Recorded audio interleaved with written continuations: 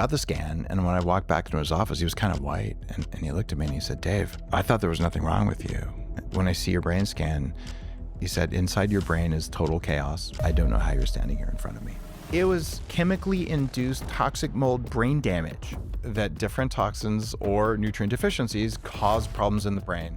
All driven by this mold toxicity. Well, by mold and MTHFR, which makes mold worse. You literally just blew my mind. Oh, there's more.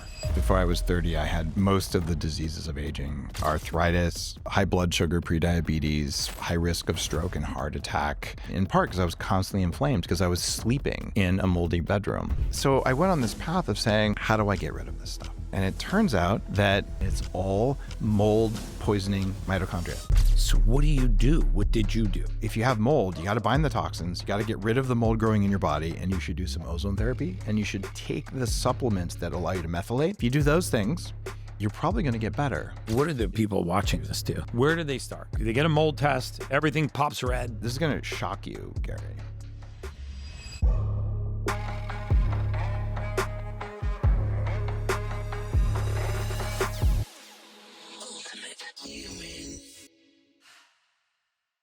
Hey guys, welcome back to the Ultimate Human Podcast. I'm your host, human biologist Gary Brecka, where we go down the road of everything anti-aging, longevity, biohacking, and everything in between. And today I'm blessed enough to sit with the father of biohacking, someone who has, unbeknownst to him, been a mentor of mine for many years. I've read a lot of his books, followed a lot of his teaching. He really opened my eyes to the entire world of biohacking and longevity and anti-aging and life extension. He's a vast world of knowledge. We had just had an incredible podcast together. So welcome to the Ultimate Human, Dave Asprey. Gary, it was an honor to get to interview you on The Human Upgrade, and an even bigger honor to be on your show. I've been watching all the things you're sharing. I just love it when you talk about MTHFR, which has been a big part of my biohacking journey as well. So kudos for just teaching millions of people the stuff that matters. Thank you so much, man. I've been just fascinated. Like, I have this childlike fascination with human biology and human physiology and just human optimization and performance. And you clearly do too. I think you were the one that really drew my attention to inside the cell, through the cytoplasm, down into the mitochondria. You've written books on biooptimization, and I think they're really excellent roadmaps. I'm going to put links to those in the show notes for the people that are not familiar with your work. They should be familiar with your work. We went down so many rabbit holes on your podcast. I want to isolate a couple of those. I loved what you said right before the camera started rolling, because he said, well, what do you want to talk about? And I said, I live in the mold capital of the world. We've seen a lot of mold and mycotoxin exposure in Miami and our clients, and you had a really gnarly experience with it, which I think, when I look back at the most impactful podcasts that I've ever had, it is always with people that solved a problem in their life. And so you had to solve that problem. And then I also want to go down the road of this emerging science behind microdosing, mushrooms, and these neurotropics that are gaining so much popularity because it's the fringes of my expertise, but I'm very interested in it. So I want to talk about your thoughts there.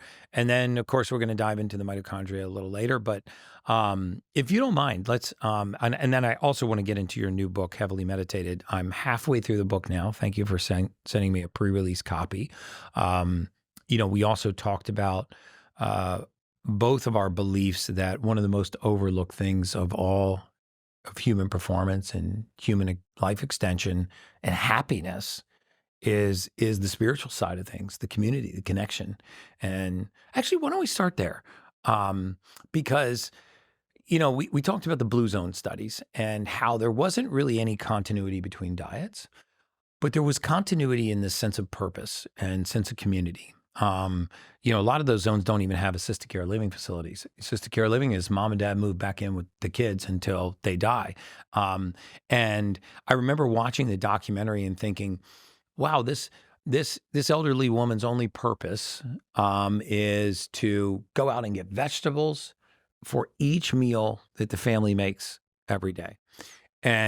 But she did it with such intention, and her contribution was meaningful, and they actually linked that to why her life had been extended for such a long period of time. I think she was 109 years old in the documentary. Fresh as a fiddle looking too, by the way. Absolutely. I hope I look that good at 80, much less 109. Well, We'll talk a little bit about something else that. is happening in there. It wasn't just that she had purpose. So I started the first all grass-fed, no bad seed oil restaurant in LA and ran it for 8 years. And you can put love in food. This is why the Dalai Lama limits the number of people who touch his food before he eats it, because he doesn't want it to pick those vibes up. So not only was she getting value for her longevity, she was putting love in the food that makes the food do something different in our cells. Wow. That's, I'm on the fringes of frequency medicine, Rife frequency, and some of these bioresonance machines. I know that water can store frequency. Given the volume of water that we have in our body, it makes sense to me that we can store frequency. We know that what we refer to as intuition is more than likely a sensitivity to frequency. It's picking up somebody else's frequency. Are they authentic? Or they lack authenticity? My wife is very good at that. So talk a little bit about the impact of spirituality, community, meditation. I have a quick Rife story for you. Oh, do you? Okay. I have a good positive Rife story too. Oh, cool. Yeah, very good. I went through a lot of health stuff. Before I was 30, I had most of the diseases of aging: arthritis, high blood sugar, prediabetes, high risk of stroke and heart attack. I'd been on antibiotics for 15 years for chronic strep and sinus issues, wrecked gut, massive brain fog. I mean, it was pretty bad. And my career was taking off. And I said, okay, I must have Lyme disease. One of the doctors thought that. And to be really clear, sounds like it, by the way, 90% of people with Lyme actually have toxic mold, which is why they have Lyme. Lyme is a symptom of toxic mold. And I say that based on genetic studies out of UCLA. So in other words, not a tick bite. Well, they might have got a tick bite, but they would have recovered if they didn't have something suppressing their immune system, which is mold. Clear the mold and the Lyme magically gets better. So I didn't know this at the time. And so I bought a Rife machine in about 1997. This was a little the old school one you held with the aluminum charge gas tube. Okay. So this is the kind that radiates through gas. The machines where you hold the handles are called Rife bar machines, BARRE. So my partner at the time was also living in a moldy house like I was, and she had developed herpes lesions in her sinuses, terribly painful. She's sitting reading something in the living room, and I thought, I'm just going to type in the frequency for herpes. And I didn't tell her what I was doing. She had no idea. And I hit start. Within 5 seconds, she screams, drops her book, grabs her nose, and goes, turn it off, turn it off, turn it off. There couldn't have been placebo there. She didn't even know she was part of the experiment. Wow. That is how powerful a Rife machine could be if you have the right frequency. And so a lot of people, especially you go back 20 years, would say, that's not possible, therefore it isn't. And it's this anti-science view that's holding back longevity, holding back functional medicine, because people have these stories that I have to know why it works or it doesn't work. Right. That's not real. So my favorite answer for people when I say, well, it looks like in a study, there's results from this thing. And they say, well, without a mechanism of action, I can't accept it. I go, no problem. The mechanism is leprechauns. And they get really mad. I'm like, well, okay, every mechanism of action we've ever figured out, they're all stories to explain reality that our bodies do not know how to sense. And we know beyond a doubt that time and space are both illusions created by the way we see the world through our brains. And however, if you were to try and live as if those aren't real, you're not going to like what happens. Right. So this is just how we see the quantum reality that we all live in. There's a view called biocentrism that really says all of reality comes about as a manifestation of consciousness. We also know that the human body is a quantum system. And there was a study, I posted about it, and it didn't like blow up the world the way I thought it would. And for the first time ever, within the last 5 years, we figured out how to look at something called proton spin in living cells. Okay. And scientists found out that every time your heart beats, the proton spin of all of the molecules in the brain changes direction instantly with no lag time, which means that there's a quantum coherence between your heart and your brain and between all the cells in your brain. This means that our brains are quantum. Our biology is quantum. The microtubules inside our mitochondria are quantum. So of course they're picking up quantum messages. Yeah, I would of course believe that. Right? Yeah. And it doesn't mean that it's easy for us to sense that, but this is where intuition comes from. And people might be saying, well, Dave, you're a biohacker. I know you from ketosis and, putting butter in coffee. Like I've also written a major New York Times bestselling longevity book and a neuroscience book. And I've run a neuroscience clinic for now 12 years called 40 Years of Zen in Seattle, where the world's top performing executives and athletes and celebrities come and do decades of meditation in 5 days with computers attached to their heads. And I've studied intuition. And what happens in reality is your body, your mitochondria, it's like a distributed network, a separate consciousness from your brain, is constantly scanning reality. The mitochondria are the frontline sensors of reality, and they sense reality a third of a second before your brain gets a signal. And you say, a third of a second, really? Yeah. If I clap my hands, you're a smart guy. It took the sound some amount of time to hit your ears, and then you heard it, right? Right. It's not real. What's not real? The third of a second lag time is invisible to you. So when the sound hit your body, your consciousness didn't get the first electrical signal of the sound until a third of a second went past. So there's a censorship window that all humans have. Just like when they do live broadcasts, there's an 8-second window in case someone has a wardrobe malfunction, they can shut it off. Right. Well, drops the F-bomb. Right. Our body reserves a third of a second to decide whether it's going to let you hear that or see it or whether it was worth your attention or time. And it is the mitochondria that are the frontline sensors. Wow. So they're not power plants. They're environmental sensors. And then they're computers that run a simple program. They are dumb little bacteria. And then after that happens, the program decides, will I make stress molecules, inflammation molecules? Will I make electricity? Will I make heat? Or will I make some proteins, the mitochondrial proteins? Right. So there's a decision that's made long before your brain is even involved. And it's entirely invisible to us. And I believe, after a lot of research, that mitochondria are the source of our intuitive sense of the world. Wow. It makes perfect sense because they're the first to receive the signal. So therefore they are transmitting the signal, and therefore they are the buffer. They are the buffer. They interpret, for lack of better words, I don't want to take liberty with your words. They interpret it and transmit it. So their interpretation's important. They're like a firewall for reality. And wow. Imagine what would happen if you and I picked up everything happening right now. Our little brains that are actually really intelligent but very slow, they'd be overwhelmed. It'd be like you were on a high dose of LSD all the time. Right? It would just, there's so much going on, right? Like, what do I pay attention to? Right. So mitochondria, they have to have a decision-making hierarchy. And I figured out what it is because I'm a computer hacker and I created distributed systems and I troubleshot them for a decade. So if you assume that there's billions of mitochondria, all independently sensing reality, they vote with each other to decide what's real. It's called quorum sensing. And they do this simultaneously with photons, with chemicals, with magnetism, and with quantum coherence. Wow. And they go, all right, what's going on? Well, what do mitochondria care about? They care about life. And they run the operating system of all life on the planet, even trees, slime molds, politicians, all of them. I like how you said slime molds and then politicians. Was that on purpose? Okay. Depends on the politician, right? So slime molds and politicians.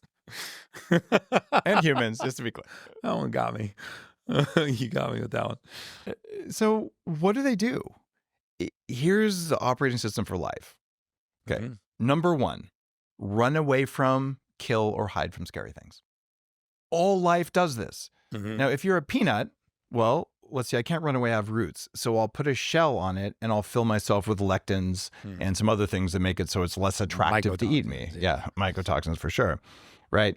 And if you're a skunk, you spray someone with something stinky. Right. And if you're a human, you either hide in a cave or get a spear. Right. Like all life will do this. Right. So that's fear. These are all F words, which makes it easy to remember. Fear comes first. This is also why we ruminate on things, because our body says emphasis on fear, put more energy into fear. Because if something eats you, it's game over. And these dumb little mitochondria that run your reality, they don't understand time. They just know they might be the last on earth and they better not get eaten. Right. And speaking of getting eaten, the second F word, fear. Sorry, second F word, food. Right? So eat everything. Because famines have wiped out everything throughout the last 4.5 billion years or so the Earth has been here. So fear, food. Third F word, all life has to do to stay around forever. Gary, do you know what that one is? Function? No, like multi-generational stuff. Family frequency. Fear, food, fertility. Fertility. It could be the other F word. I was like wondering if I was going to get you with that. Yeah, well, I knew you were baiting me after you said slime mold. Right. So fear, food, fertility. In order. Okay. So before you get a chance to think as a human, is it scary? Can I eat it and can I hump it? Okay. Now. Like most men, I feel like most men think about that. Well, I just excused everything you've ever done that you're ashamed of. It was your mitochondria, not you. They are a separate intelligence inside your Can't wait to tell my wife. Exactly. It wasn't your fault. It was your mitochondria's fault. Can't wait to tell my wife. And it's funny because energy allocates in order and in amount. So the most energy to fear, the second most to food. And in some of my books, I write about studies. A third of the average person's thoughts are about burritos. It's, what am I going to eat next? So a third of the thoughts in your conscious brain are food, food, food. That's just your mitochondria yanking your chain because of nutrient deficiencies or because of toxins. So fear, food, fertility, that's kind of dark. But the next one is the most important one. And it's friend. Right? And friend is all life is wired to support its own species and the species around it. Right? And all of these are automated systems that happen before you can think. And the final F word is forgiveness. And I use that for humans in particular, but it's evolution. All life is designed to improve itself, to become stronger, to become faster, to evolve. And the way humans do it, it's via forgiveness, because forgiveness lets you put less energy into fear. So you have more energy for food. You eat food the right way, you have more energy for, I'm going to call it fertility, but it's really intimate love, which is a source of nourishment. And now that you're not wasting energy on fear and on being hungry and on feeling unloved, you have so much energy for your community that now you have a purpose in the world. And you have energy after that because your community is now nourishing you. That you have so much energy left to grow and evolve and transform and transcend. That's why biohacking is so important, because at first, how do we have more energy to fill all these buckets in order? Yeah. And then how do we reallocate the energy more effectively across the buckets? And Heavily Meditated, my new book, is about what everyone wants. You might enter biohacking because, like me, you need to lose 100 pounds or because you had crippling brain fog. But once that's solved, you go, I think I want to live longer. Yeah. But then you go, I don't want to live longer unless I'm happy. So biohacking is ultimately about consciousness and longevity. You will always end up with these two as your primary goals, no matter if you're starting with my knee hurts all the time. Happiness. Yeah, it's happiness. Yeah. And happiness is hard, but we understand so much about what to do. And along with learning from the masters of longevity, I was able to start the biohacking movement because in my mid-20s, I was so sick, I hung out in one of the first anti-aging groups in Palo Alto, a nonprofit, and they asked me to run it. I was the only guy under 60 in the room, and we brought in the luminaries in the field to come and present every month about a mile from Stanford in Palo Alto. And so I learned from these masters. And like, wait, the things that make old people young make young people powerful, but no young people will come to this thing. I'm 4 minutes from Google's headquarters and no Googlers will ever show up. Wow. So I thought, I have a branding problem. And I'm walking around remote parts of Tibet and just meditating and thinking like biohacking, that's the word. It's about what I do as a computer hacker. I take control of systems I don't fully understand because I can't see in them yet because I don't own them yet. I'm going to take control of my system because my doctor won't help me lose 100 pounds. Working out for 18 months, 6 days a week didn't help me lose any weight at all. Wow. And trying wasn't the thing. Believing something works wasn't the thing.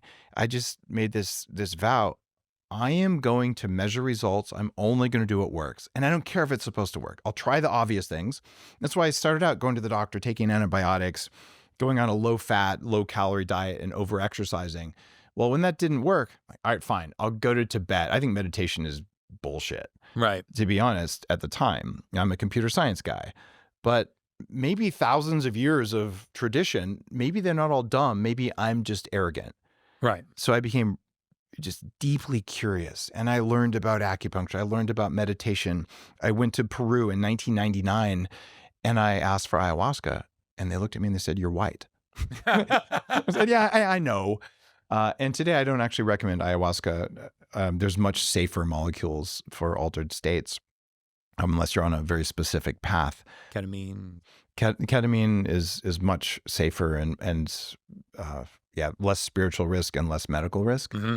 And I'm not opposed to Aya. Like I said, I did it in 1999, but it wasn't a tourist business then, and it wasn't being used to target wealthy people and sort of manipulate them the way it is today. But all these things were not what I thought was going to work. I was desperate because I was miserable. I tried being wealthy.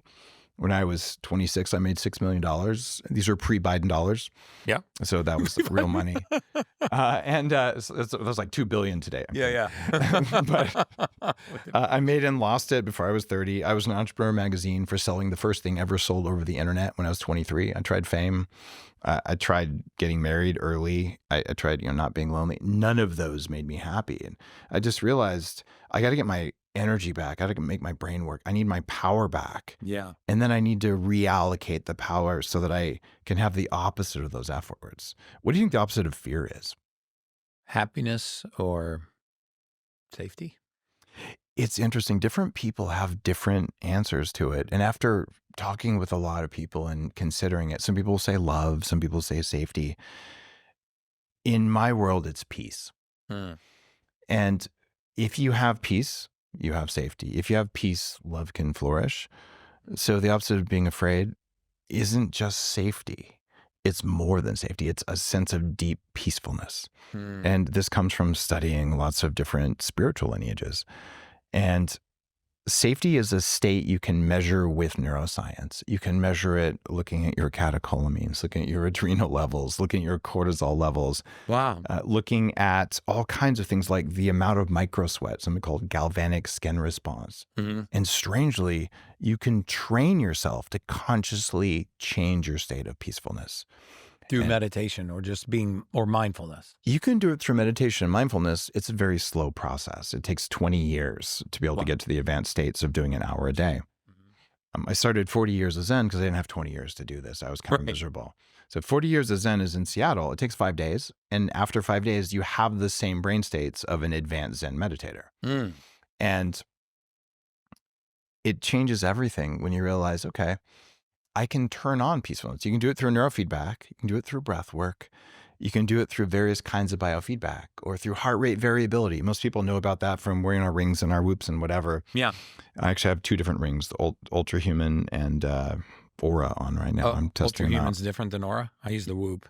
I'd say the 3 that are most reliable, Whoop, Ultra Human, and Aura. Yeah. And Ultra Human's a new entrant, but I think I like it better than Aura. Even though I was an advisor to Aura many years ago. Okay. I was also the CTO of the first company to get heart rate from the wrist back in 2008, the stuff that your Apple Watch does today or that the Whoop does. So I've been involved in this. How do I get the signal off the body so I can hack it kind of thing? But going through all that stuff, the peacefulness thing was most important. And it's a trainable state. And I know the inhibitors to peacefulness. And it's the stuff that you and I talk about all the time. It's toxins from your environment. It's lack of nutrients. It's lack of methylation. It's something is stopping the hardware from working. One of my favorite biohacks outside of breath work by far is mineral salts, Baja Gold sea salt. It's got all of the trace minerals that the body needs. You know, most of us are not just protein deficient, meaning amino acid deficient, or fatty acid deficient. We are mineral deficient. So a quarter teaspoon of this in water first thing in the morning will make sure that you get all of the essential minerals that you need. It tastes amazing. In fact, I made a steak today. I actually made a grass-fed steak with grass-fed butter, and I put just mushrooms and a little bit of rosemary, and I sprinkled Baja Gold sea salt all over the top. Try it. It'll be your new favorite for cooking too. It's the cheapest and one of my favorite biohacks. I don't know, a $15 or $20 bag of this will probably last you 5 years. It's literally the world's best biohacking secret. Now let's get back to the Ultimate Human podcast. I remember back when I was 30, I was going to Wharton Business School. I'd already made and lost millions. And I started failing out of my classes. And I thought, God, there's something wrong with me. Maybe I'm not as smart as I think I am. I'm dumber than my classmates. Maybe I'm just not trying hard enough. But I know I'm trying, and I know I'm smart, but I just couldn't bring it. And brain fog. It was brain fog. So I went to Dr. Daniel Amen's clinic. I read his first book, and I got a brain scan. And I remember the psychiatrist in Palo Alto there. He looked at me like a tech bro wants Adderall. Like, we know this one. Yeah. I didn't want Adderall. So I got the scan, and when I walked back into his office, he was kind of white, and he looked at me and he said, Dave, I thought there was nothing wrong with you. And when I see your brain scan, I'll never forget the words. He said, inside your brain is total chaos. Wow. You have the best camouflage I've ever seen. I don't know how you're standing here in front of me. Really? And I almost felt like crying because finally a doctor believed me.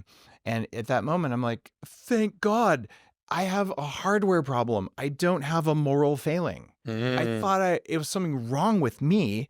It was chemically induced toxic mold brain damage. Wow. And today I sit on Dr. Amen's board of directors. And he has proven conclusively that different toxins or nutrient deficiencies cause problems in the brain. Oh my God, I want to go down that road so bad. Well, the connection between toxicity and feeling a sense of peace is dramatic. So I had so much anxiety and fear that I didn't even recognize because it was my constant state in my teens and 20s. I just thought everyone was that way. Right. All driven by this mold toxicity. Well, by mold and MTHFR, which makes mold or worse, elimination, yeah. Right? And then constant cravings. I didn't know the difference between hunger and cravings because I only felt cravings. I remember ending a meeting when I was at a big tech company where I made all that money, and it was 11:45, and I just looked at people and I said, guys, I am so hungry. I'm going to kill one of you and eat you if we don't continue this in the cafeteria. Right. Right. And that's a craving. Yeah. And hunger's peaceful. It's like, I should probably eat in the next day or two, but I'm fine either way. And my first fast, and the Bulletproof Diet was the first big intermittent fasting book more than 10 years ago now. And I wrote that after I hired a shaman to drop me off in a cave all by myself because I knew I ate if I was lonely. And I knew that I ate if I was just feeling this sense of craving. So like a loneliness thing. And I was terrified of being hypoglycemic or hangry because I know I was an asshole. Right. If I was hungry.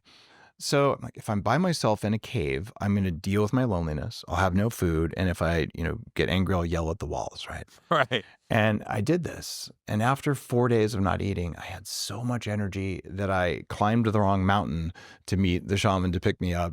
I ended up walking 10 miles in the desert I felt so good. And I just realized I am not going to die if I'm without food. And I broke that thing.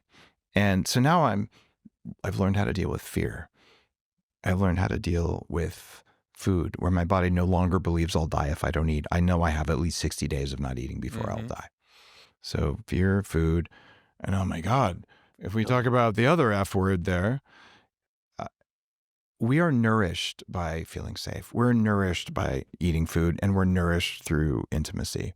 And I realized I haven't studied this. So I studied that, including trying to disprove a Taoist equation around frequency of ejaculation and longevity for men. And I published the data in one of my books.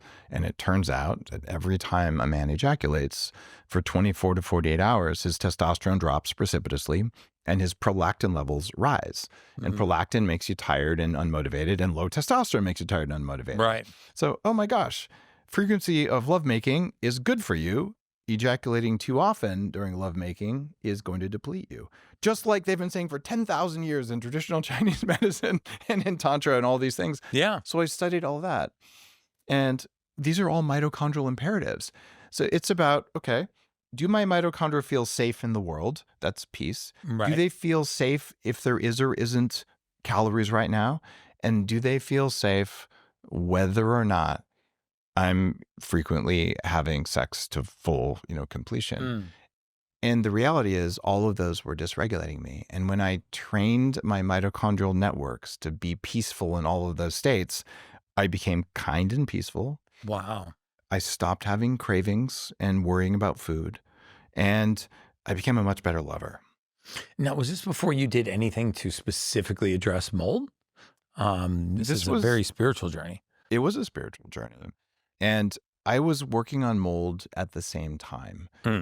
So I had realized something was going on. And the reason I was attending this nonprofit group for longevity was because they were the only people who had tools that helped me, not knowing it was mold, not knowing it was MTHFR, not knowing the weaknesses that my biology had that I thought were moral weaknesses. But they would teach me stuff. This was the first group to bring coconut oil into the US after 30 years of no one importing it, because we had the first study on Alzheimer's and ketones and just coconut oil. That's what inspired me to add the C8 MCT into Bulletproof Coffee.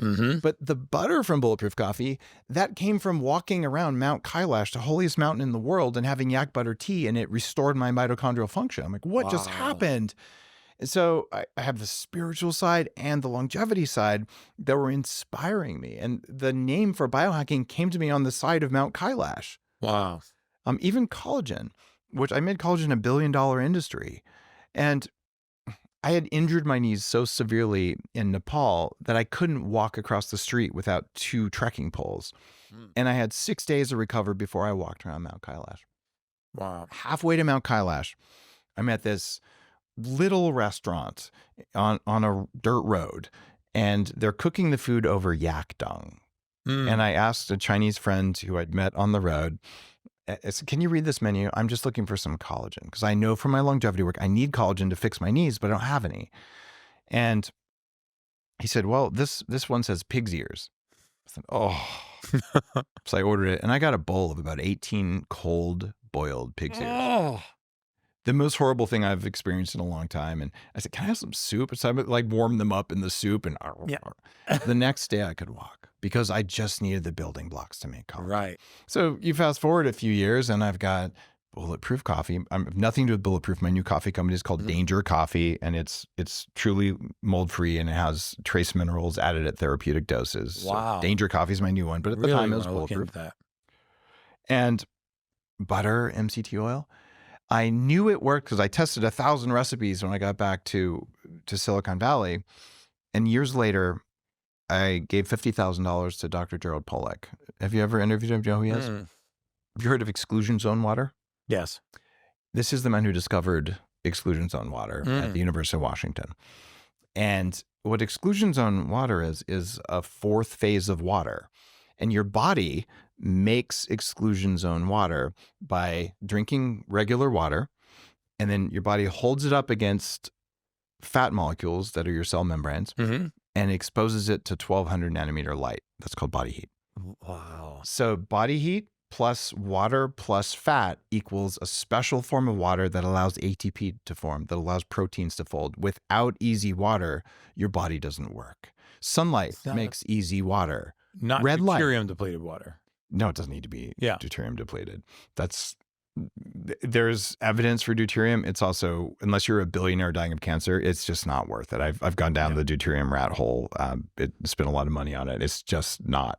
It's not a meaningful thing in the average thing of all the things you could move. It's not deuterium. Okay. So this exclusion zone water. Well, the research I funded showed that when you expose water to different types of fats, you get different amounts of exclusion zone water. The 2 fats that created the most exclusion zone water were C8 MCT oil and butter oil. And this is why you have to blend butter and MCT in your Danger coffee in order to get exclusions on water. This is why people talk about drinking vegetable juice. That's also exclusions on water. It just probably full of some toxins you might not want. So what you end up finding is, wait, all of this revolves around mitochondria because they need the exclusions on water. So these Tibetans drinking their yak butter tea, they didn't have the story about mitochondria. They had a different story about Tibetan science, but the results were it improves brain function, improves performance. And now we know why it works. We also know why so many other biohacks like red light therapy and infrared light therapy work. They're affecting water in cells, which affects mitochondrial function. Yeah. Mitochondria work better. Red light and chromophores. And, Right. So if they work better, now you have more energy to deal with fear. Now you have more energy to say, I'm going to change my diet. Now you have more energy to say, I'm going to work on my relationship. And now you have more energy for your community. And how do you create that shift in your mitochondria? Is this through the intention of meditation? Is that what you discovered? It's a lot easier to meditate when your mitochondria work. And this isn't just a story. At 40 Years of Zen, we've had more than 2,000 people come through a 5-day program to increase their IQ, increase their peacefulness, let go of their triggers and all of that. If I let them eat whatever they normally eat, they can only do so much of this intense meditation with a computer helping you until they just hit the wall. You're like, I can't do anymore. I'm done. If I give them the right diet and I get some ketones going and I blend butter and MCT oil, even in decaf coffee, 2.5 times more meditation before they're tapped out. Wow. That's how important this is. Wow. That's incredible. So people can actually take charge. What was the practice that you went through? What were the stages that you went through to do that? In order to increase my mitochondria or to, well, this is going to sound like I'm a broken record, but if you were to wake up in the morning and you were to have some sodium in water, you can have electrolytes too. Yeah. I recommended this for years. It is life-changing to increase sodium. There's all kinds of reasons we can go into for that. Yeah. So you have some salt water in the morning instead of regular water. Now hydration goes up. Your brain works better in multiple studies. A gram of sodium is great. It's better if you have some magnesium and potassium and things in it. So you do that. And then you take, it doesn't have to be a lot, a little bit of ghee or butter and some MCT oil. And for that, more is better unless you get disaster pants. Right. And you blend it. And you have to blend it for 20 seconds. You can do it with tea. You can do it with coffee. So take your hot coffee, put it in the blender, which I remember at your biohacking events, they blended the coffee. It drove me crazy for years. Like if I just eat a stick of butter and drink some coffee, it should work, but it doesn't. And the reason is that when you blend it, you're making the water into exclusions on water. And with Danger Coffee, we've added a large dose of trace minerals and electrolytes that's in the coffee itself. So when you brew it, you're getting a therapeutic dose of 50 different trace minerals. So that improves when you blend it. And you drink it and your body's like, oh, yes. And it's saying yes via that intuitive sense that happens before you have an emotional reaction or a thought. And the intuition is, the body says, this is the water I need, and these are the minerals I need. Thank God. And it you just like want it at this deep level, and it tastes like really good Always tell coffee. people to hydrate and mineralize first thing in the morning. Yes. So that's how I do it, is those things. And then you don't need to eat for a long time after that. And some people, especially young exercise buffs, they get so triggered when I say, you're still fasting if you have some butter and MCT oil. They say, but there's calories. In the studies, the mice only had water. I'm like, mice don't have espresso machines, or they would add espresso. Right. And the reason that you can have some fat during a fast and it won't break the fast, and I wrote a whole book called Fast This Way to correct some misperceptions about fasting, particularly over fasting. So I've gone deep on the science on this. When you're fasting, your mTOR levels do not rise.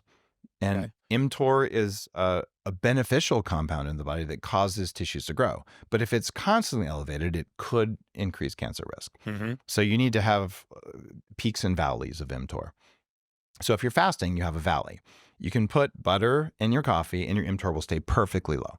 So number one benefit of fasting is mTOR stays low. Number 2 is insulin stays low. In an independent study of 300 different breakfast options, coffee with butter and MCT had the lowest effect, 0, on insulin levels. So now I've turned off hunger using a small amount of fat. I've increased exclusions on water, so my mitochondria work better. I've had the electrolytes in Danger Coffee and from the sodium in the water. So now I've got hydration. I've got exclusions on water. And I just don't care about food because the small amount of fat affected leptin and ghrelin, which are things that cause hunger and cravings. And now I can go all day. I can go till 2 o'clock. I could eat or not eat. I'm not going to think about tacos.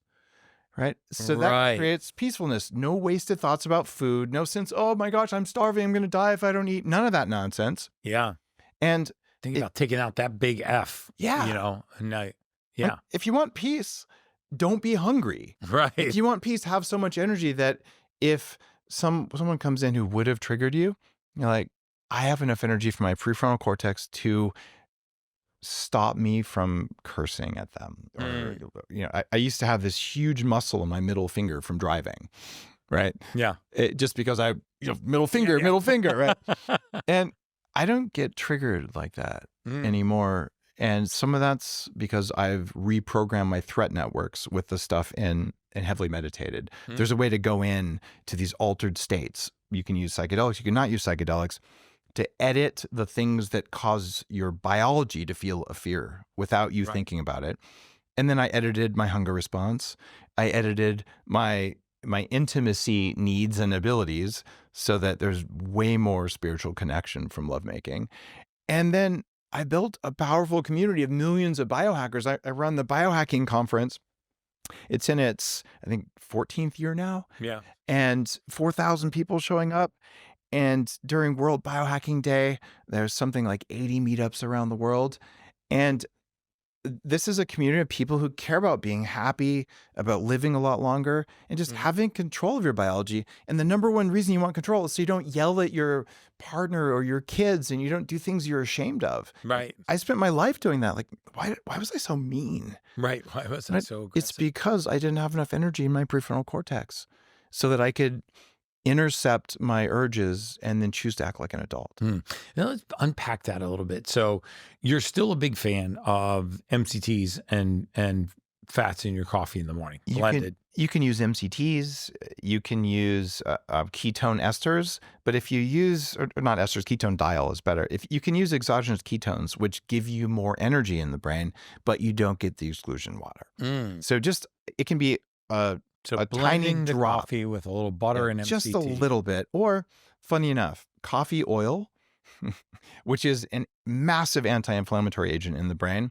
The reason espresso is different than coffee is espresso has exclusions on water because the coffee oils are mixed with the coffee, but brewed coffee doesn't do that. So you could drink espresso without blending butter. I'd brew espresso and then I'd put a little bit of fat in it and blend it for 20 seconds. If you want protein to build lean muscle, but without the caloric impact or need to cut, you need Perfect Amino. It's pure essential amino acids, the building blocks of proteins, in a precise form and ratio that allows for near 100% utilization in building lean muscle and no caloric impact. So we build protein 6 times as much as whey, but without the excess body fat we normally get during bulking. This is the new era of protein supplementation, and it's real. If you want to build lean muscle without having to cut, you need Perfect Amino. Now let's get back to the Ultimate Human podcast. That's in your morning. That gets the energy into the body and it removes one of the F's in mitochondria. But you also started to talk for a moment about the psychedelics, and I think it's the term psychedelics that throws so many people off, or just throws the roadblock up, because as soon as you say psychedelic, people think LSD, mushroom trip. That I did that in college. I don't want to do that as a way. I think the term microdosing, probably a better term, just because people would experiment with microdosing before they experiment with psychedelics, even if they're microdosing psychedelics. Right. But the research that I've read is fascinating. I know you know a lot more about this than I do. But what about the truth or validity to these mushroom coffees like Doze and cordyceps and reishi and these mushrooms that you could actually add to these morning blends? I have certainly had clients that have had very, very positive experiences, particularly with anxiety, with microdosing. Now there's medicinal mushroom use, things like chaga, things like cordyceps, lion's mane. And these are separate from psychedelic mushrooms. And they also have different effects on your immunity, your inflammation, or your cognition. I was really excited by lion's mane when I first read the studies, because the two pathways to cognitive enhancement, and let's see, Headstrong is my big neuroscience book, and my little like tip of the hat to myself thing. It hit the New York Times monthly science bestseller list, which is very hard to do. And it was sandwiched between Homo Deus and Sapiens. Wow. And I'm like, whoa. Wow. That was one of those days kind of cool. You don't forget when you see that and you're just like, wow, like just so much gratitude. Yeah. And in that book, the two things that matter are BDNF, which is brain-derived nootropic factor. This causes you to have a young person's neuroplasticity, the ability to learn and change and transform, and mitochondrial function. Upregulate mitochondria, upregulate BDNF, and then personal development is easy. And lion's mane has great studies behind it. So I tried lion's mane and it didn't do anything. I actually know what it feels like to raise BDNF. And I was so disappointed. And years later, I found out why. For lion's mane to work, it needs to be dual extracted. That means you need to use alcohol and you need to use heat in order to drive out the active compounds. If you just eat lion's mane, which is delicious, actually, I like to cook it, you don't get the benefits. So most of the things that you'll get are made from the wrong part of the mushroom, because they'll use basically not the fruiting bodies, or they're extracted only with heat. So when you take a proper lion's mane tincture that has alcohol and heat extraction, if you take it before you go to bed, you'll have vivid dreams. That's BDNF. And if you take it in the morning, you just like, I'm more dialed in. I feel younger, more focused. So sadly, I haven't seen a lot of results. The Upgrade Cafe in Santa Monica that I opened, I think 2014, the first no seed oil, all grass-fed restaurant in LA. We were open for 8 years. In its first year, we put Chinese herbs and mushroom in coffee. I stopped doing that because they taste bad. Like, really? I don't want to ruin coffee with mushrooms. I'll just take a mushroom tincture or a mushroom capsule and enjoy the coffee. Right. Right. And that said, if anyone's using any product that works for them, including the different brands of mushroom coffee, I fully support you doing that. Okay. Like all that matters is, does it work for you? And are you telling yourself that it works, or is it actually working? Right. Right. So, go off of it for a week, go back on for a week and see what the difference is. For me, avoiding toxins in coffee is the most important thing. Yeah. And there are so many toxins in coffee. And I actually want to turn my audience on to you, because now this is, because, when they harvest coffee, they're dumping it obviously in the back of trucks, right? And like rice, if you dump a bunch in the bed of the truck and you go to the center of that, it's going to be warm, it's going to be moist, and it's going to be dark. It's worse than that. Okay. I'll explain kind of how the process for danger coffee works. And I quit coffee for 5 years before I went to Tibet, because every time I would drink it, an hour or two later, I would feel this incredible tension and pressure in my chest. And I would want more sugar, and I'd want more coffee, and this icky feeling. And I thought, I'm allergic to coffee. This sucks. Coffee is my favorite thing on earth. And I came back from Tibet, had a cup of coffee, and it was like someone turned the lights on. I'm like, oh my God, I love coffee. I'm not allergic anymore. Especially if you've been off for 5 years, that first cup of coffee is kind of, plus the caffeine switch triggered on, boy, you're like, so woo! Good. And because it was a special thing, I bought really high-end single estate coffee. Thank God. And then the next day I bought a different high-end coffee, and I got the same symptoms. So I thought I couldn't go from being not allergic to allergic in one day. It's not me, it's the coffee. And I went deep in the literature. Okay. Here's what happens. Poorly treated soil makes weak plants. Weak plants attract insects. Insects carry toxic mold spores in on their feet. They infect the beans. They're sitting in the beans, but they're not growing yet. They bring the beans in the trucks where mold starts, and they put them either in big piles on a tarp, which makes more mold, or they put them in dirty river water for 2 days, which also makes mold. Mm. And then they dry them out in the sun and they roast them. The primary mold toxin in coffee is called OTA, or ochratoxin A. And it's such a problem that the government of China, Japan, most of South America, and all of Europe have legal standards in place at 10 parts per million or less in coffee. Of OTA. It's that toxic, parts per million. You will not taste it. You're not going to see the mold. It's invisible, but it's linked to direct mitochondrial dysfunction in studies. I published 36 studies on daveasprey.com that show that this is a heat-stable toxin that survives roasting. It survives brewing. Wow, it survives roasting. Survives roasting, survives brewing, and it's in the coffee when you drink it. Because the U.S. has no legal standards for mold in coffee, when it's illegal to sell coffee in Japan or China or Europe, they send it to the U.S. and we drink it. And then an hour later, we want to punch people and we get jittery and we want sugar. And I'm not making this up. All those governments around the world did this for a very specific reason. And I would support the U.S. having the same standards as Europe for coffee. Since they don't, Danger Coffee, it says on the label, mold free. If you look at some of the other brands I've been associated with in the past, it no longer says mold free on it. Just clean.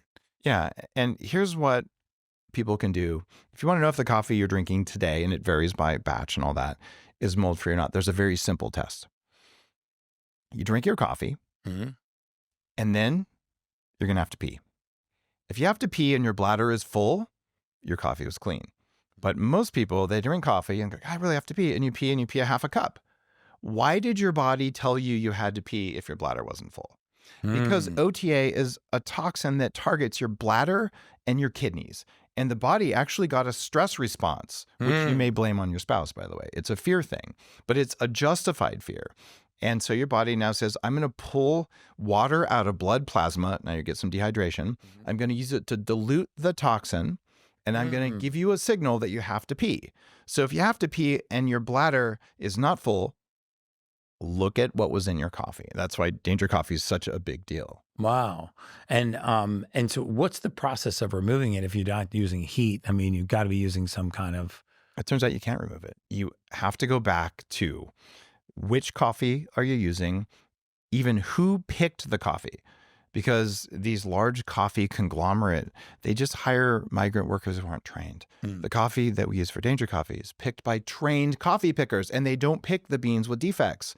They don't pick the unripe beans, so it's better tasting coffee. Wow. And then the process we're using is carefully controlled. And then we lab test using very specific tests. And the crazy thing... So if you have the toxin on the coffee, this OTA, and there's no solvent, safe solvent, there's no heat procedure, no boiling procedure. There's none. I'm baffled that it makes it through the boiling process. That's incredible. The one thing that will bind to OTA is something called humic and fulvic acid. Guess what minerals are in Danger Coffee? Yeah. I know there's no mold, and there are toxin-binding minerals. I'm a huge fan of both, by the way. Well, when you drink your Danger Coffee, you get your daily dose of humic and fulvic in the coffee itself. Wow. Okay. So I created this because you drink it, your body's like, yes, this coffee is so good. And the reason is that the body's really telling you the minerals are so good. Right. And the coffee tastes great, but the minerals add this thing that's not a flavor. It's like a desire. And then the effect of the coffee is different because, as you know, if there's electrolytes in water, it absorbs differently. Right. Very true. Right. So that's the whole story. Do you want a discount code for listeners for Danger Coffee? We're definitely. I've actually been thinking the first thing I'm doing is buying this coffee. All right. Can we use like Gary or? Yeah. Okay. So go to dangercoffee.com, use code Gary, and we'll give you a discount, and we'll figure out what it is. But it'll be meaningful, guys. Okay. All right. But I like this. I want to back things up. I want to get back. Actually, we're on this subject of mold, but I want to talk a little bit about your mold journey. And we got to talk about psychedelics. Yeah, and psychedelics. Can we talk about mold and then psychedelics? Let's do mold. Okay. Okay. So let's do mold because I have a community called VIP Ultimate Humans. We're actually going to do a private podcast with them when we're done this podcast. Oh, cool. And in the VIP Ultimate Humans, my group gets to ask my guests questions directly. And lately there've been a lot of people sending in questions about mold toxicity. Now, we treat this in our clinic, but I'm very curious. We use ozone, transdermal ozone.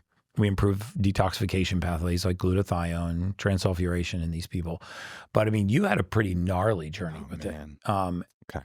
And so, yeah, where do they start? I mean, Okay. they get a mold test. And I'll talk about everything pops red. Okay. I'll talk about the journey real quick so people know the symptoms that would drive them to get a test and then what to do. Okay. Okay. I grew up living in a basement. Mm-hmm. That's a red flag if you live in a basement. Almost all of them are molded to some extent. I did in college. And this is in Albuquerque, New Mexico, which has a huge amount of toxic mold. If you live in a desert environment, mold is much more aggressive in the desert because it has to grow quickly since it's dry most of the time. So it turns out places like Phoenix, Albuquerque, San Diego have really bad toxic mold. But I would have nosebleeds 10 times a day. It was just common. I always carried like a thing of Afrin and Kleenex, and it's not great in high school to do that. I had arthritis when I was 14, in part because I was constantly inflamed because I was sleeping in a moldy bedroom. I had asthma. I had all these weird rashes, all these weird food allergies. And I'm a bad methylator because I have MTHFR and COMT. And chronic strep throat. If you or your kid gets strep throat over and over, you have toxic mold. Wow. The reason for this is that bacteria and mold are ancient enemies. And when the strep bacteria that naturally lives in your sinuses and in the back of your throat, when it senses mold, and mold makes antibiotics, right? Mm-hmm. It becomes stressed. Remember the F words, fear? Okay, I'm going to fight. It makes a biofilm. And chronic strep throat is the #1 sign that you have toxic mold in your home. Wow. My youngest daughter has chronic strep throats. We've got to get you a dust test, and it's either at our school or it's at your home. It's probably your school because you take care of your home. Mm-hmm. Yeah. And the problem with strep is that if you have chronic strep, your immune system can make something called pandas, which I had. Mm-hmm. And pandas is when your immune system starts reacting to a specific protein on strep, and it causes things I used to have, OCD and ODD and ADHD. Mm-hmm. And I even used to have a stutter, and like I would do the facial twitch thing, and I couldn't serve the volleyball unless I bounced it 3 times, and I would constantly have to stim all the time. Wow. And I had full-on Asperger's syndrome as a kid, and you can reverse autism. It's just a huge amount of work. Right. And I know mold was a part of it. I know MTHFR was a part of it. Yes. So these are some things. The other things that I want people to know about, if you have really vivid dreams that are disturbing, that's also a sign of mold. And having bruises for no reason is a sign of mold. So if you frequently bruise, you have nosebleeds, you have chronic strep throat and things like that, you have weird dreams, you have digestive disturbances that don't make any sense, you might want to look at the mold environment. Wow. And there's 2 ways to test for mold in your environment. And one of them is called the dust test. You can go to, I think it's called thedusttest.com. And you'll find that the mold toxins are present in dust. Depending on which of the mold toxins you have, they can absorb through your skin or by breathing or by eating. And in my case, I figured out I had mold because I went to a doctor who was a very, very knowledgeable guy. The first guy to have liposomal glutathione on the market in Los Altos, California. His name was Tim Guilford.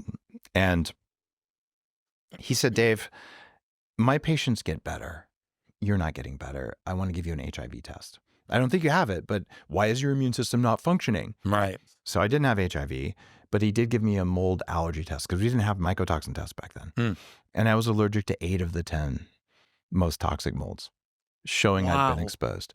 And like, oh, this makes so much sense. I grew up in a moldy basement. And then my first condo in the Bay Area had water leaks from the neighbors. You weren't allergic to them. You had them. I had mold toxins and I had an allergic response to them, which you had the told antibodies. me I had them. I had the antibodies.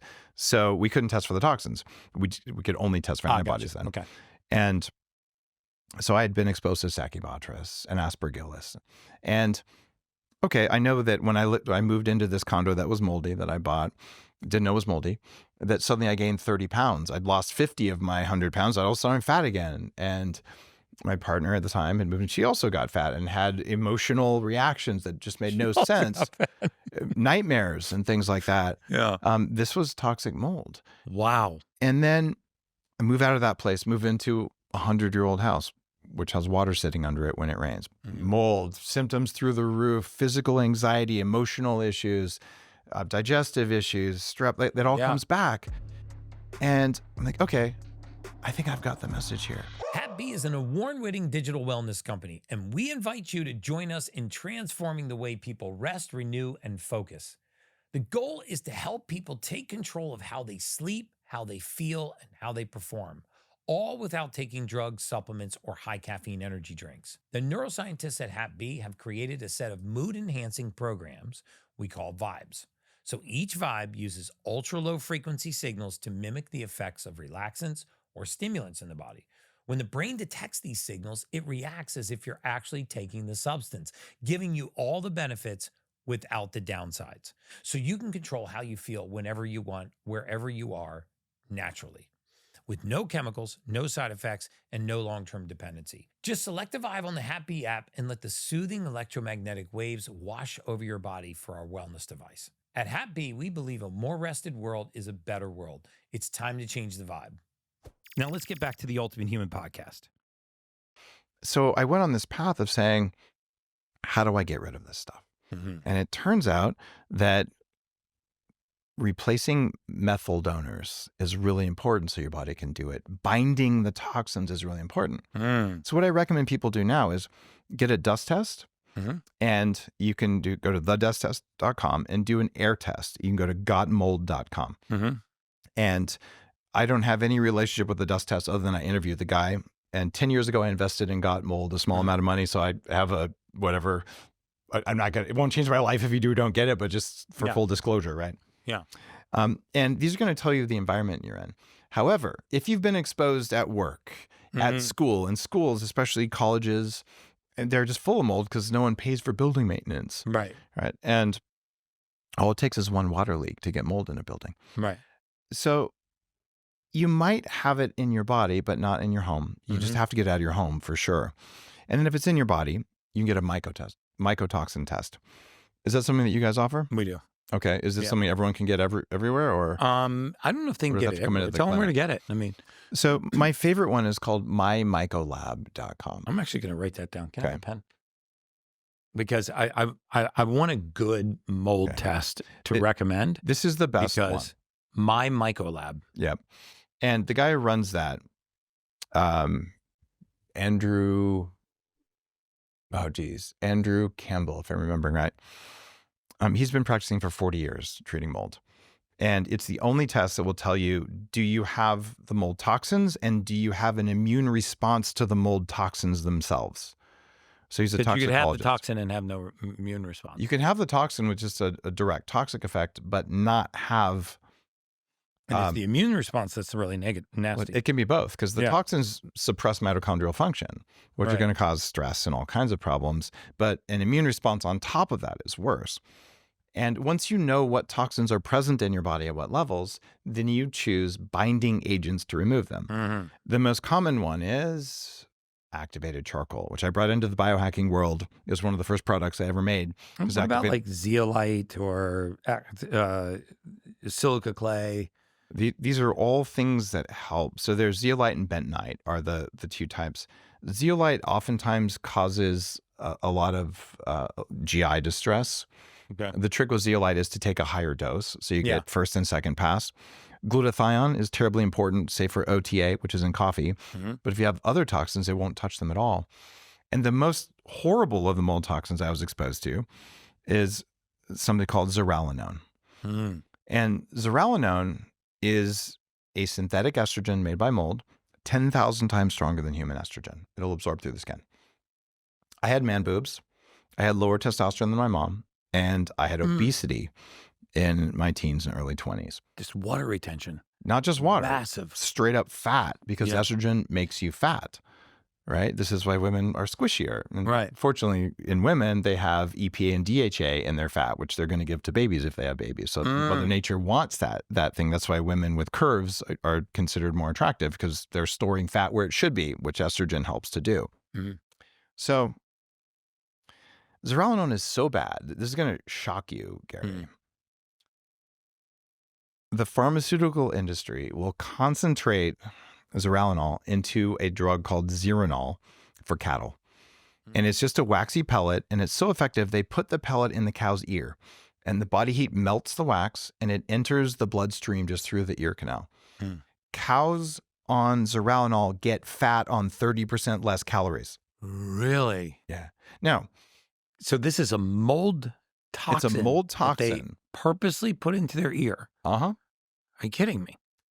It's tens of millions of dollars a year in revenue for poisoning cows. But the big thing here is, if you live with zearalenone, it doesn't matter if you cut calories. You cannot lose weight. And this is why every young influencer who's never been fat, never dealt with obesity, sitting there saying, I'm canceling out my candy bar with my Diet Coke. It's all about calories in, calories out. It is nonsense. I just proved that there's tens of millions of dollars being spent on a compound that makes you fat on less calories. If the compound can exist, calories in, calories out is nonsense. And it's mold. Wow. Isn't that crazy? That is, I'm going deep down this rabbit hole. My mind's very, very rarely blown on my podcast, but they just blew my mind. Think about You literally just blew my mind. Oh, there's more. Yeah. And there's more. This is my favorite topic. It really affected my I'm so glad life. we're talking about this. This is why Danger Coffee is mold-free, because it matters. It really matters. Yeah. Now, if you go back in time a couple of billion years ago, there's kind of two branches of life. There's bacteria and there's fungus. They have been fighting for dominance for 2 billion years. This is why antibiotics are so powerful. We take a bunch of penicillium mold and we extract a tiny amount of penicillin, and that little pill changes all the bacteria in your body. Mitochondria are ancient bacteria. They are terrified of mold. They are part of this ancient battle. They're part of this ancient battle. So is it any wonder that when your body, which is studded with way more mitochondria than you have cells in your body, even more than you have bacteria in your gut, that your body freaks out when there's mold toxins? Of course it does. That's what causes the strep. You're saying that the mold, mycotoxin, causes the strep, which we have low levels of strep in our body to proliferate. It causes strep to proliferate, and it directly, and there are dozens of studies on this, almost all of the mold toxins directly inhibit mitochondrial function. Your body makes less electricity, less heat, less willpower, less testosterone, less glutathione, less of everything you need. And our mutual friend, Frank Schallenberger, I quoted him a lot in my longevity book. He says 48% of people under age 40 have early onset mitochondrial dysfunction, and everyone over age 40 has it. It's called aging, unless you do something about it. In my 20s, I had probably 20% of my available mitochondrial function. Chronic fatigue syndrome, just so exhausted. And, well, is it any wonder that taking or just being exposed to a mold toxin in my coffee, in my bedroom, in my school is going to even further inhibit that, and I'm just going to feel like garbage and be unable to recover and unable to sleep and unable to do the things that you're supposed to do to recover, to repair injuries, to have joints that heal, and all the things. So what do you do? What did you do? Okay. What are the people watching Here's this what do? you do. If you get it from my mycolab.com. Number one, go to moldymovie.com. This is absolutely free. It's a gift. I spent hundreds of thousands of dollars making this documentary. Moldy movie. Moldy movie. It's 1 hour of your time. And there's a dozen top experts in the world and a dozen people like you and me who've been affected by mold. No one will tell you you're crazy who sees that movie. Your doctor, if they see this movie, will stop gaslighting you. Wow. And one of the most powerful stories in the movie is a couple. They're both doctors and they're married, and they move into a moldy home. And she gets massive disabling symptoms, and he has no symptoms at all. Because she's a doctor. She knows if you have more than 5 symptoms, you're a hypochondriac. This is standard medical school training. So she thinks she's a hypochondriac, except her body temperature is elevated, so she knows it's real. She biopsies every organ in her body. How painful is that, right? Wow. Probably not her brain. And she can't find it. And finally, they realize it's mold. And they're sitting there next to each other on camera. This is in the final cut for the documentary. And he says, I never felt anything, but I believe her, and it's real. And she says, I didn't believe myself until I got the data. And the reality is the set of symptoms that come from mitochondrial dysfunction are so broad. Yes, that is the hub of the wheel. I talk about the hub and the spokes all the time. You nailed it. So one person has massive anxiety and weird dreams. Another person has frequent infections. The other one just gained 40 pounds for no reason. And they think it's different, and it's all mold poisoning mitochondria. So you do the MyMyco lab test, or maybe a similar test, find out what toxins you have. Different toxins get bound by different compounds. And the most broad spectrum compound is activated charcoal. You take it a half hour before you eat. And it's worse because people who have MTHFR are also more likely to have a genetic discrepancy in something called HLA-DR4. Yes. Okay, I was guessing you'd be super familiar with that. Yeah, I am. So people with HLA-DR mutations, we were designed to survive in a world where you're going to invade another village or country. You're going to get shot by an arrow. You're going to clot very quickly so you don't bleed to death. And your immune system is aggressive so that you don't get sick when you eat all the food and get exposed to these new people. And then you're going to go home and then go do it again next week. Right. So quick clotting, aggressive immune response. Put those people in mold.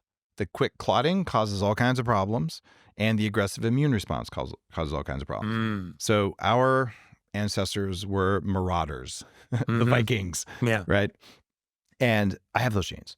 So that's why my blood would clot within 10 seconds of taking it out when I was in my late 20s. I was at high risk of stroke and heart attack because of that. And it's why I had an aggressive immune response. And it's also tied to that MTHFR thing where I couldn't detox, because methylation is one of the detox pathways. The other one is, the primary one is via glutathione. So intravenous glutathione, oral glutathione really changes things for most mold people, unless they can't handle glutathione because they have a COMT problem with sulfur. And then the other one that's less known, but is critically important, and I wrote about this in my most recent book, Before Heavily Meditated, is glucuronation. Glucuronation. So calcium D-glucarate is a relatively affordable supplement, and glucarate is the second way the liver detoxes after glutathione. Calcium what? D-glucarate. And it's available from a variety of brands. It's not expensive. Okay. And calcium D-glucarate is so important because some mold toxins only get detoxed by glucarate, and others only get detoxed by glutathione. So if you were to say, I don't really know what I have, I'm saving my money here, you would take some activated charcoal, possibly zeolite if it doesn't mess up your gut, a half hour before you eat. Every meal. It could be every meal, yeah. If you get constipated, back off. That's the risk from it. And don't take those compounds near prescription drugs or expensive supplements because they'll bind to those as well. Okay. And they have an electrical charge that makes them specifically attract toxins.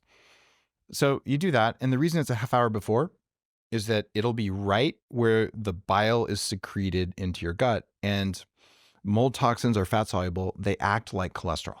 They're almost identical chemically. So those of us who are wired for famine and for invasion, we save our bile, we recycle it, which means toxins get recycled over and over. But if you take this a half hour before a meal, you won't recycle your bile, you'll make more bile. It'll bind it. Yep. And if you have some coffee, I suggest danger coffee, it increases bile flow, which is something you want to do anyway. You could also take some bitters. So you start doing this and you're saying, oh, I feel better because I'm binding the toxins. The other thing that I recommend, and this is, I don't know why it's controversial, just people have this anti-drug thing.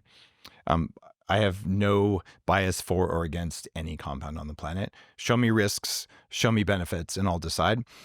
taking an antifungal medication for sometimes a month, sometimes 6 months, especially for people who've been in mold for years, it changes their entire life. What kind of antifungal?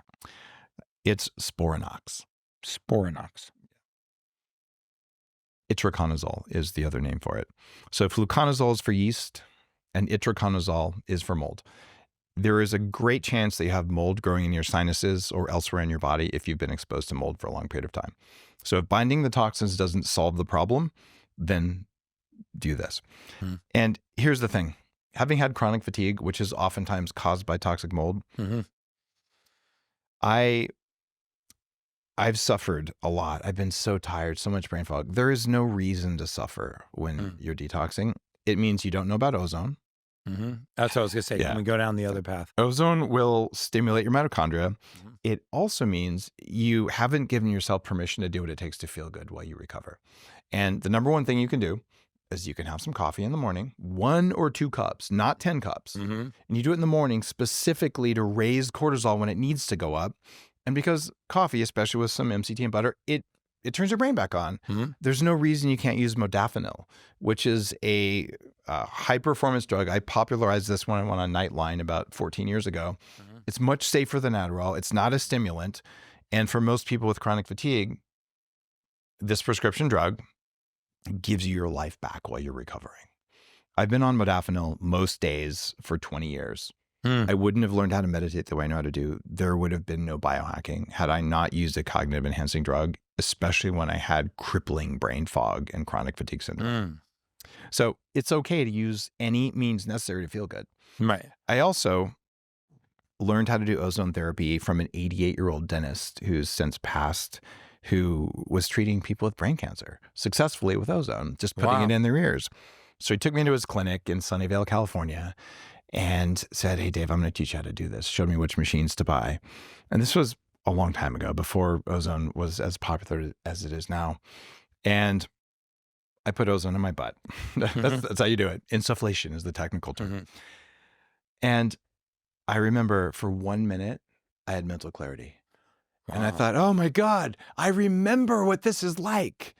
Yeah. And then the next day I did it, I got 2 minutes. And I did it every night for a year. And it turned my mitochondrial networks back on, and it changed my life. So EBU, transdermal, 10 pass, whatever you can do. All of them work. And the cheapest thing is just rectal because you can do it at home. And I've done lots of intravenous as well. And years later, our mutual friend, Mark Hyman, reached out, and he's been public. We've talked about this on his show, so I could share it. His home in New Hampshire had hurricane damage. And I was scared for his health. He was really sick. And I said, Mark, you have all the signs of mold toxicity. Like, you got to get some ozone, right? You got to start binding these. And he tested, it was mold that was causing it. And so he had his house cleaned up. He's added ozone to his clinic as a result of this. And it brought him back online, same way it did for me. So if you have mold, you got to bind the toxins, you got to get rid of the mold growing in your body, and you should do some ozone therapy, and you should take the supplements that allow you to methylate, that allow you to use glutathione to get rid of it, and allow you to use glucuronation to get rid of it. If you do those things, you're probably going to get better. You might also, for a while, if your adrenals are blown out, this is also controversial and it shouldn't be, you might take 5 milligrams of bioidentical cortisol in the morning and at lunch, and maybe even at dinner time, because your body may not be making enough cortisol for you to heal. That was a problem I had as well. For you to heal, I see. Yeah. Okay. It also depends on your genetics. So you started using ozone. I started using ozone. Because the nice thing is the availability of ozone now. I mean, back when you were talking about it, even 10 years ago, that was way out there. 5 years ago it was, because we started our clinic in 2017.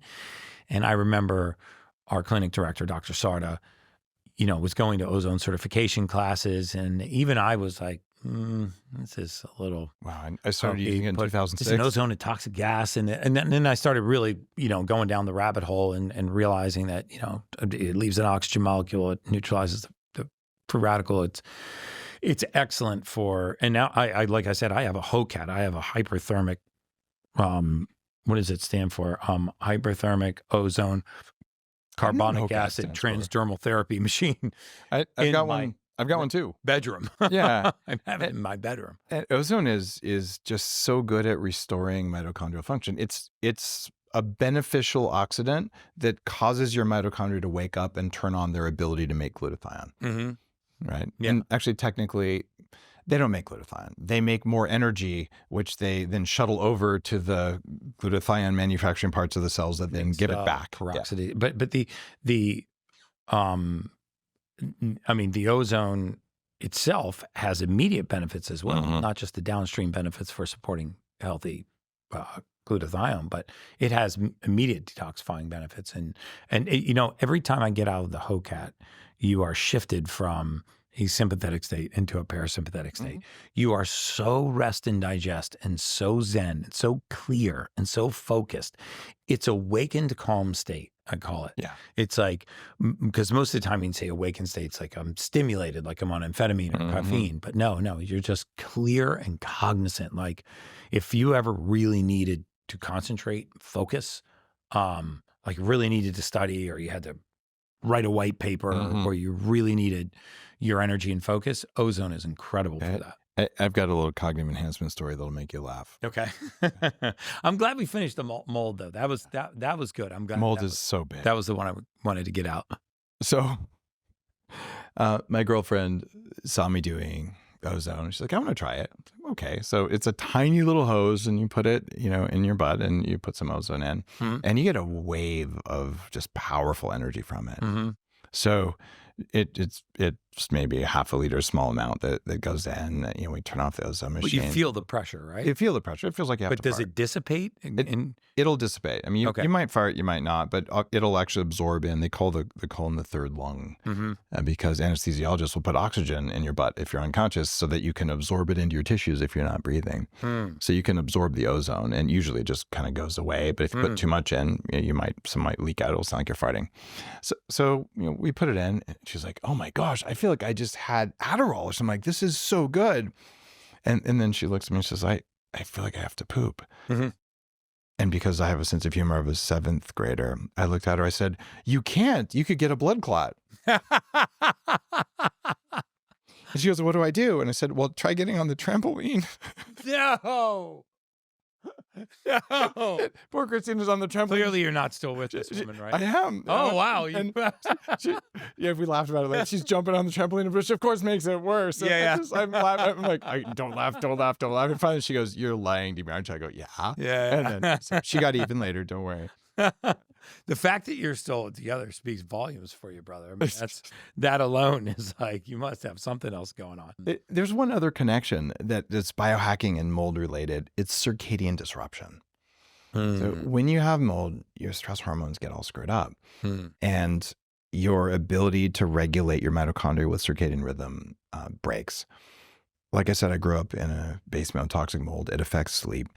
I would stay up until 2 a.m. starting at 10 years old. And I would read books. I read a lot. But I was chronically sleep deprived. As an adult, it would be really helpful for me to have been able to go to sleep at 10 or 11 and then wake up like a normal human. But I would go to sleep at 2 and not want to start work until 10. My career took off, but I was always tired. And I just couldn't do it. And this caused me to, in the mid-2000s, to go really deep on circadian biology and understand the connection between mitochondria and light.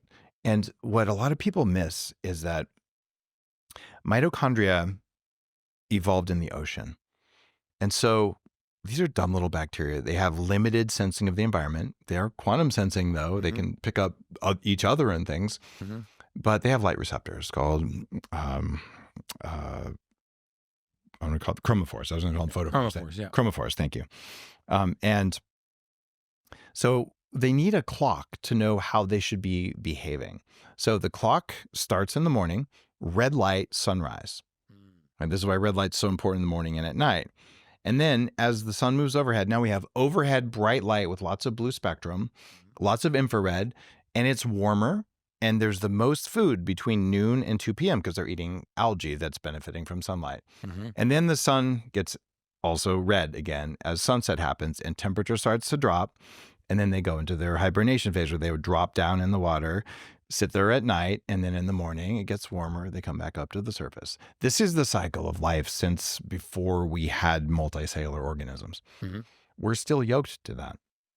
And inside your eyes, there are about 5% of the light receptors do not receive light that your brain ever sees. So light comes into your eye, 95% of it goes into your visual processing system. The other 5% is received and routed around it directly into the SCN, which is the central clock in your brain that tells all the systems in the body what time it is.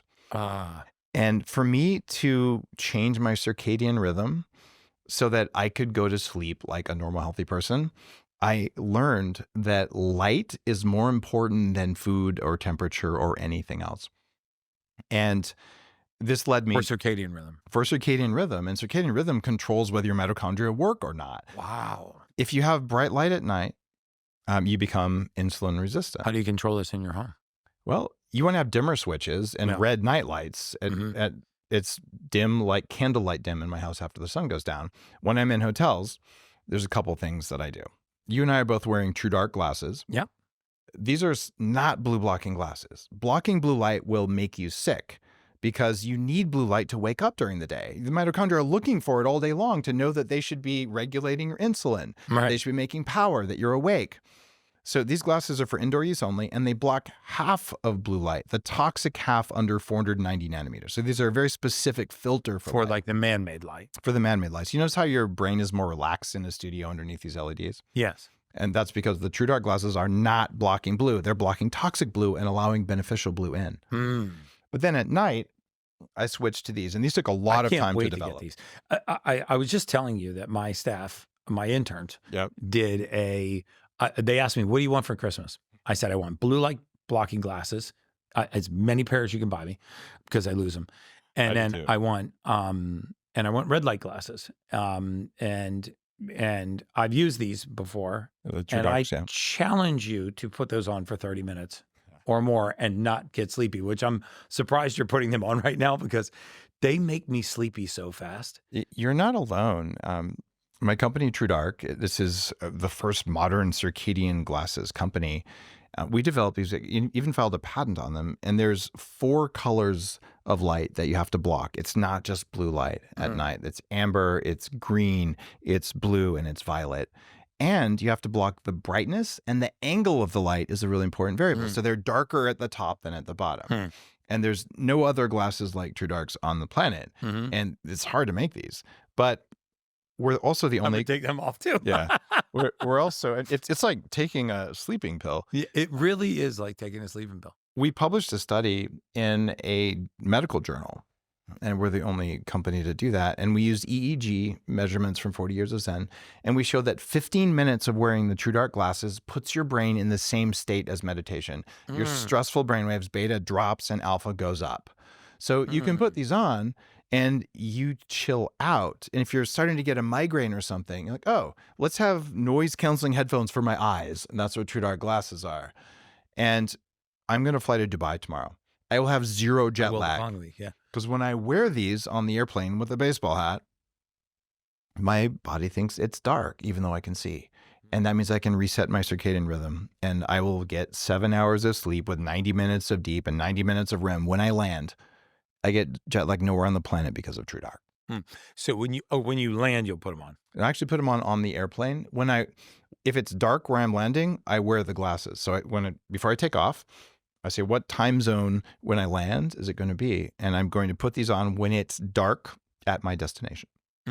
So it might be light where I am now, but I know if it's midnight in Dubai, I'm going to put the glasses on, even if it's bright where I am. So I usually take the 12:25 a.m. flight from Miami, and I fly nonstop to Dubai, and I arrive at 11 p.m. So obviously I'm going straight to bed. So, so you would put these on the plane before landing?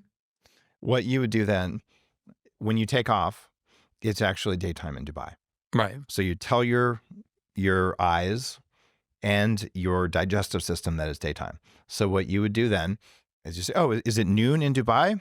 No glasses, have the light on the airplane, and eat something, maybe even have some coffee. The idea is get all the signals. And the signals are in order. It's light, then food, then temperature, and then socialization or exercise. So what you want to do on the airplane is like, okay, everyone else around me is sleeping because they don't understand how to not get jet lag. So you have the light on. You can even get weird glasses that shine lights in your eyes if you want to look like a total freak on the airplane. I don't think I need them. I don't feel like that. Right. And then when it starts to get about 6 p.m. in Dubai, you put on the True Dark sleep glasses. And now your body's going, oh, wait, he stopped eating. And now I'm getting a signal of darkness. Let me reset my clock. And you keep those glasses on religiously, even when you're checking into your hotel and everything else. It helps to have a baseball hat to keep light from coming in from above you. And then you'll be tired because you're wearing those when you get there. And you think, wow, I know it's noon back where I was, but my body now, because of light and food timing, has no jet lag at all. And it has been life-changing. Wow. I do notice, see, I'd be scared to put those on in the plane and try to go to the hotel because I'm telling you, I put those on and in 30 minutes I'm out. I fall asleep with them on. That will happen. Because I'm a Kindle reader, you know, because I don't do the... Kindles are better. I don't do the, you know, blue light, the phone at night. It's actually been really good for me because when I had a phone, I would look at like Instagram and, you know, I'd look at clips of a UFC fight and, you know, all kinds of stuff and all this stimulating stuff. And then I could never help but just go over to my text message and just see if somebody texts me something. And inevitably it might have been something about work or something that just gets you emotional. With the Kindle, I take the research that I'm doing, like your book is on there. And, you know, I can highlight it. It's only in gray and I can circle it and I can cut and paste. And I feel like my brain is relaxed, but I'm alert enough to study and I fall asleep like really. But if I have those on, you can set a timer and it's from the time I put those on till I have to be laying down, it's 30 minutes. Well, let's do this too. Okay. TrueDark.com, use code Gary and I'll give you guys a discount as well. Yeah. And this is, by the way, I didn't start this to be like doing all these codes, but both of these were are things that my audience will love. Yeah, they're organic, and this is not my largest company by a long shot. We use these glasses at 40 Years of Zen to keep people in these advanced meditation states when they come out of the pods. People are using ketamine as an optional thing at 40 Years of Zen. We use True Darks every single time because you can stay in an alpha state for longer. Right.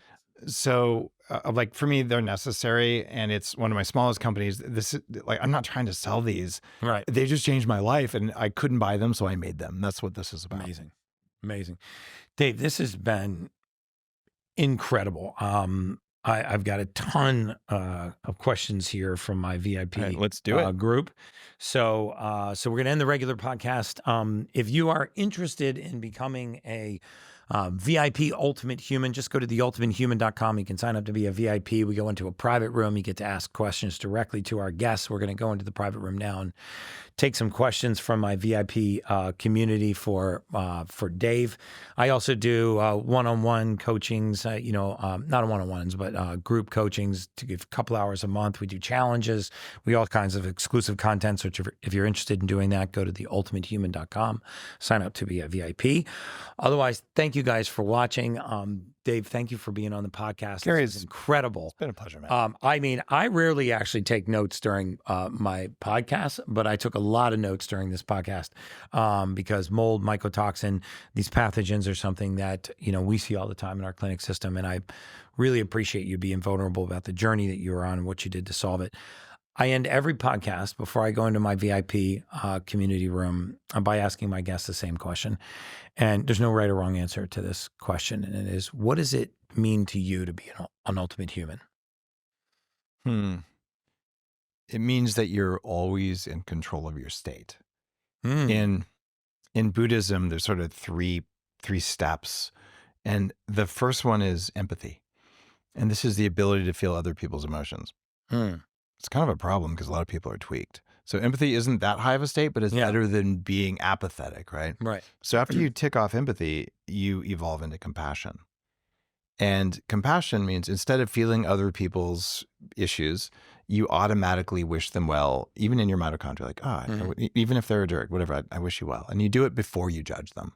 And that's a hard thing to do. And that's a lot of the work at 40 Years In is developing compassion for those who you feel have harmed you. But the reason you do compassion is what the Buddhists would call equanimity. And in the West, we call it resilience. And that's the picture of a monk meditating in the middle of a storm, because nothing can take you out of your chosen state. And to me, that's the ultimate. Wow, that's a great one. Well, I appreciate it, Dave. And as always, guys, that's just science.